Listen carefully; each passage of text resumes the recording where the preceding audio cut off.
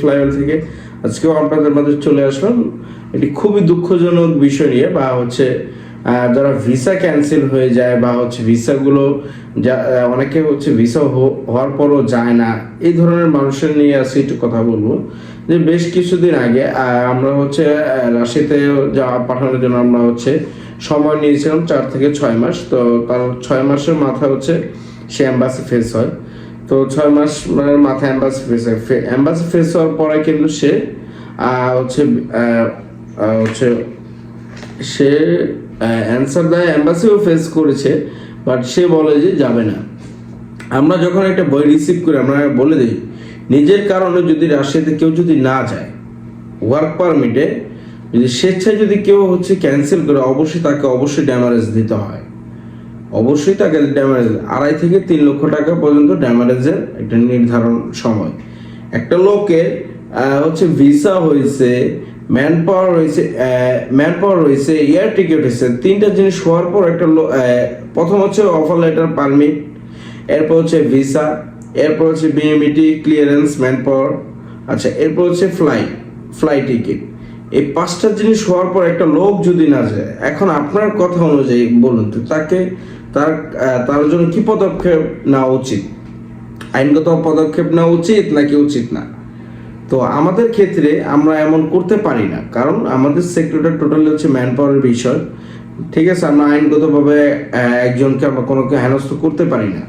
But আমরা যদি কোনো ভুল করে থাকি সেক্ষেত্রে দেখা গেছে মানুষ আমাদেরকে নানাভাবে নানা ভয়ভীতি দেখা একটা আইনগত ব্যবস্থা বা এগুলো বলে, আসলে কিন্তু এগুলো ঠিক।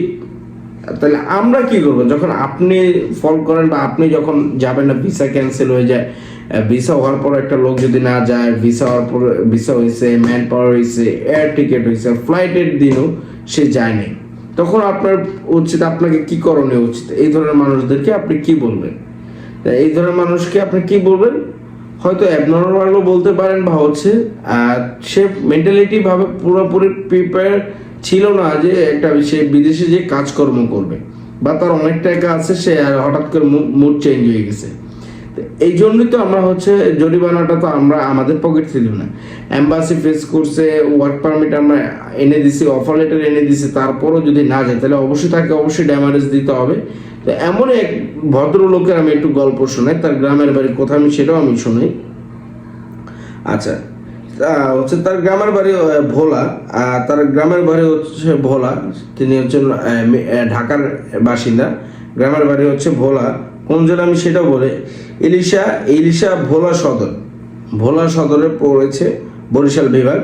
তো সেই ক্ষেত্রে হচ্ছে ভদ্রলোকের হচ্ছে এম্বাসি ফেস করেছিল, আমি আপনাকে একটু জানাই, এম্বাসি ফেস করেছিল 21 তারিখে এম্বাসি ফেস করেছে, 26 তারিখে হচ্ছে ভিসা পেয়েছে, জানুয়ারির 26 তারিখে আপনার হচ্ছে ভিসা পেয়েছে।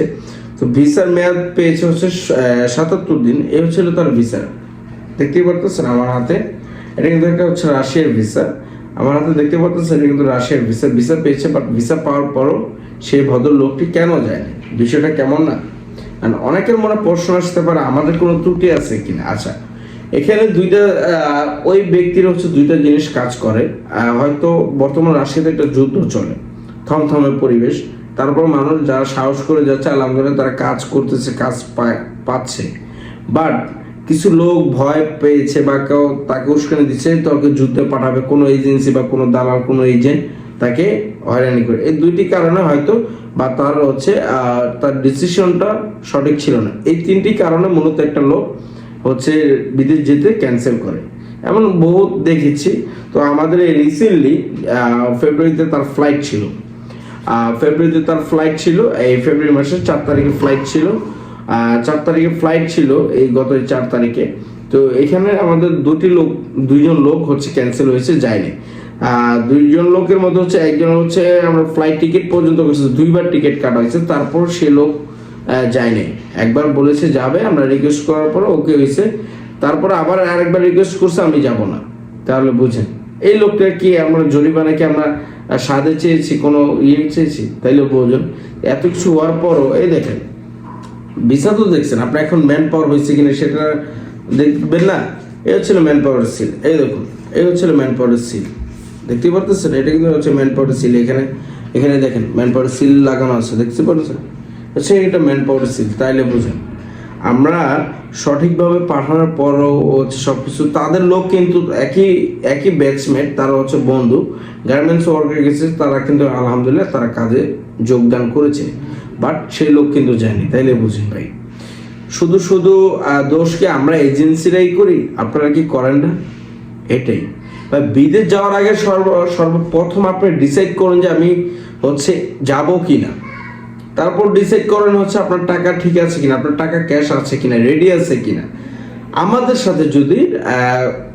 সাথে যদি হচ্ছে আমাদের হাত ধরে যদি বিদেশে যেতে হয়, অবশ্যই আমাদের সাথে আগে এগুলো হচ্ছে মাইন্ড সেট আপ করে তারপরে আসবেন। প্রথম হচ্ছে আপনার টাকা ক্যাশ ঠিক আছে, রেডি আছে কিনা, তারপর হচ্ছে আপনার মাইন্ড সেট আপ ঠিক আছে কিনা, আমি বিদেশ যাবো কি যাবো না, এটা আগে স্থির করতে হবে। আচ্ছা, এরপর হচ্ছে আপনি হচ্ছে প্রিপেয়ার কিনা যে হ্যাঁ যাবো, আমি একমত, কারোর কথা হচ্ছে শুনবো না, আমি একমত, ইনশাল্লাহ যাবো, হ্যাঁ কাজের বিষয়ে অবশ্যই যাবো। এগুলো সেট আপ করতে হবে, আপনার মন মানসিকতা সেট আপ করতে হবে। এরপর হচ্ছে পেপার যখন চলে আসে তখন আপনার কি আর কোনো চিন্তা, আপনি এক্সিট নেওয়ার কিন্তু আর অপশন নাই। তখনই যদি আপনি পেপারস আসার পরে যদি চিন্তা করেন যে আপনি এক্সিট নেবেন, তাহলে এটা ভুল, তাহলে আপনার কিন্তু ড্যামারেজ দিতে হবে। হ্যাঁ, এখানে আবার কথা আছে, সব এজেন্সি না, 99% এজেন্সি হচ্ছে রাশিয়া নিয়ে আপনার হচ্ছে ধোঁকাবাজি করতেছে। 99% এজেন্সি আপনাকে ধোঁকাবাজি করতেছে। আমি মনে করি যেখানে আপনার সঠিক নো ইন ফ্লাই ওয়ার্ল্ড এ পর্যন্ত যত প্রমাণ দেখাইছে, আমরা সরাসরি কাজ করতেছি, প্রমাণ দেখায়ও আমরা মানুষের বিশ্বাস অর্জন করতে পারতেছি না, তাইলে আমার থেকেও আরো বড় বড় যে এজেন্সিগুলো আছে তারা কিভাবে প্রমাণ অর্জন করে আপনাদের সাধারণ মনের মানুষ, আপনাদের যারা সাধারণ মন মানসিকতার মানুষ যারা আছেন, আপনাকেই বলতেছি, আপনিও তো আরো 10 জায়গায় দেখেছেন, আমাদের মতো কাজকে দেখেছেন, বাংলাদেশে কি আর খুঁজে বের করতে পারবেন যে নো ইন ফ্লাই ওয়ার্ল্ডের মতো প্রমাণ সহকারে কোনো কাজ রাশিয়াতে হচ্ছে কিনা? আমি আশা করি গ্যারান্টিতে বলতে ইনশাল্লাহ মনে না পাবেন, একমাত্র নো ইন ফ্লাই ওয়ার্ল্ডকেই পাবেন এমন প্রমাণ সহকারে যে আমরা কন্টিনিউ ফ্লাই করাচ্ছি, সব কিছু বৈধভাবে আমরা করাচ্ছি, ইনশাল্লাহ আগামীতেও করব। তো ইনশাল্লাহ অবশ্যই এগুলো নিয়ে টেনশন করবেন না, আগে চিন্তা করেন ভিসা ক্যান্সেল হওয়ার পরে কয় টাকা একটা জরিমানাও যেতে পারে। আপনি আগে ডিসাইড করবেন আমি যাব, সেটা আগে নির্ধারণ করবেন যে হ্যাঁ সব ঠিক আছে। যদি আপনি না যান কোনো কারণে, অবশ্যই কোম্পানি আপনাকে যদি লিগেল এজেন্সি, অবশ্যই আপনাকে ড্যামারেজ দিতে হবে। ড্যামারেজকে আপনার খরচ দিতে হবে, আপনার পিছিয়ে শ্রম দিয়েছে ওই এজেন্সি, আপনার পিছিয়ে টাকা করছে, আপনি হচ্ছে অবশ্যই আপনার অ্যাডভান্স টাকা আপনার কাটা যাবে, কারো 2 লাখ যায়, কারো 3 লাখ যায়, ঠিক আছে।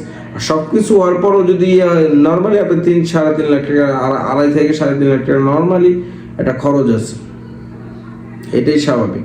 আপনি বেশ করে কিছু রাশিয়াতে সরকারিভাবে হচ্ছে ভিসা হয়েছে, সরকারিভাবে 2.5 থেকে 3 লাখ টাকার মতো খরচ গিয়েছে, ওইখান থেকে অনেক লোক যায় নাই, সম্পূর্ণ টাকা কিন্তু রিফান্ড হয় নাই। বাংলাদেশ ভয়েস ওভারসিজ, বাংলাদেশে একটা যে সরকারি এজেন্সি আছে, রিক্রুটিং এজেন্সি, এটা কি আপনি জানেন? বাংলাদেশে একটা সরকারি রিক্রুটিং এজেন্সি আছে, সেটাতেও আপনার রিফান্ড হয় না। আপনার ভিসা হয়েছে, ম্যানপাওয়ার হয়েছে, আপনি যাবেন না, সেটা আপনার দায়ভার, ঠিক আছে, সেটা আপনার দায়ভার, এটা হচ্ছে মাথায় রাখতে হবে। আগে বিদেশ যাওয়ার আগে আপনি চিন্তা করুন সব ঠিক আছে কিনা। তো প্রিয় ভিউয়ার্স, অবশ্যই ভিডিও বেশি বেশি করে শেয়ার করুন, পাশে থাকুন, লাইক কমেন্ট শেয়ার চাই। তো প্রিয় ভিউয়ার্স, অবশ্যই ভালো থাকবেন, আল্লাহ হাফেজ, আসসালামু আলাইকুম।